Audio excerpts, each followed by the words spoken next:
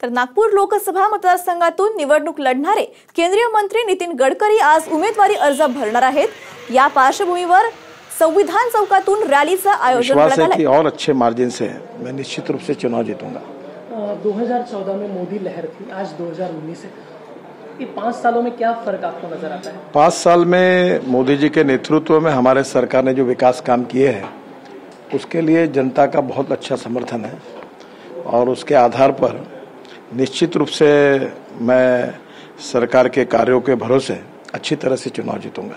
नागपुर में आप कहते हैं कि 70,000 करोड़ के काम हुए, क्या ऐसा चीज़ है जो नागपुर में आज तक नहीं हुई है और आने वाले 5 साल में आपके एजेंडे पर होगी?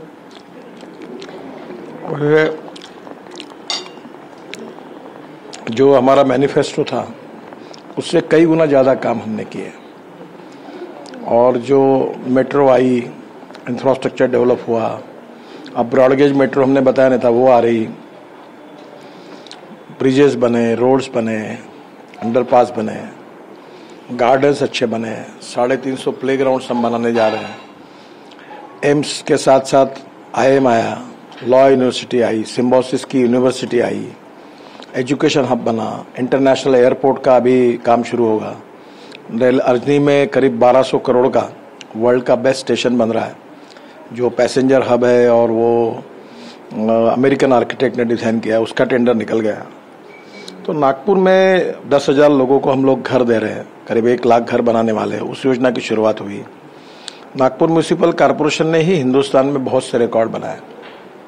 24/7 70-80% काम पूरा हुआ, 24 घंटे पानी का। फिर वेस्ट टू वेल्थ में जो टॉयलेट का सीवेज वाटर था वो बेचकर हमने 100 करोड़ कमाए। अब उससे बायो CNG निकालकर बसेस चलाने का प्रोजेक्ट शुरू हुआ। इलेक्ट्रिक टैक्सीज नागपुर में आई। अब धीरे धीरे इलेक्ट्रिक बस, इलेक्ट्रिक कार्स और ये सब जो इथेनॉल की 35 बसेस आई, जो देश में नहीं था। ऐसी बहुत सी बातें नागपुर में हुई है। और अब इंटरनेशनल कन्वेंशन सेंटर मेहन में होगा। फिर हम एग्रीकल्चर कन्वेंशन सेंटर PKV के जगह पर अमरावती रोड पर कर रहे हैं। जो म्यूजिकल फाउंटेन बना रहे हैं जिसका काम शुरू हुआ है वो वर्ल्ड के आकर्षण का केंद्र होगा, जिसका स्क्रिप्ट तो बहुत अच्छा है। रेवती करके तमिल अभिनेत्री उसने लिखा है। तर नागपूर लोकसभा मतदारसंघातून निवडणूक लढणारे केंद्रीय मंत्री नितीन गडकरी आज उमेदवारी अर्ज भरणार आहेत। या पार्श्वभूमीवर संविधान चौकातून रॅलीचं आयोजन करण्यात आलंय। त्यासाठी भाजपकडून जोरदार तयारीही करण्यात आली आहे। मुख्यमंत्री देवेंद्र फडणवीसही या रॅलीत सहभागी होतील। रामटेक लोकसभा मतदारसंघातील शिवसेनेचे उमेदवार कृपाल तुमाणे गडकरींसोबत या ठिकाणी अर्ज भरणार आहेत। लोकसभा निवडणुकीच्या पहिल्या टप्प्यातील उमेदवारी अर्ज भरण्याचा आज शेवटचा दिवस आहे। राज्यभरातले अनेक नेते आज उमेदवारी अर्ज भरणार आहेत। आज कोणकोणत्या पक्षाचे उमेदवार कोणत्या मतदारसंघातून उमेदवारी अर्ज दाखल करणार आहेत पाहूयात ग्राफिक्सच्या माध्यमातून।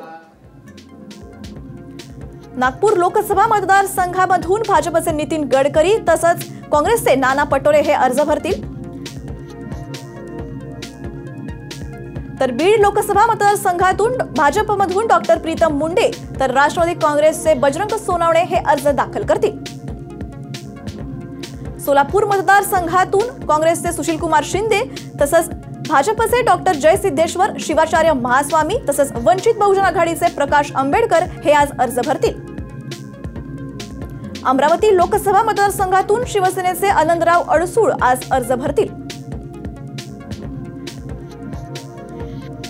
तसंच नांदेड लोकसभा मतदारसंघातून काँग्रेसचे अशोक चव्हाण आज अर्ज दाखल करतील। चंद्रपूर लोकसभा मतदारसंघातून भाजपचे हंसराज आहिर देखील आज अर्ज भरणार आहेत। त्याचप्रमाणे भाजपचे अशोक नेते देखील आज गडचिरोली लोकसभा मतदारसंघातून अर्ज भरतील। तर भंडारा गोंदिया लोकसभा मतदारसंघातून राष्ट्रवादीचे नाना पंचबुद्धे आज अर्ज भरतील।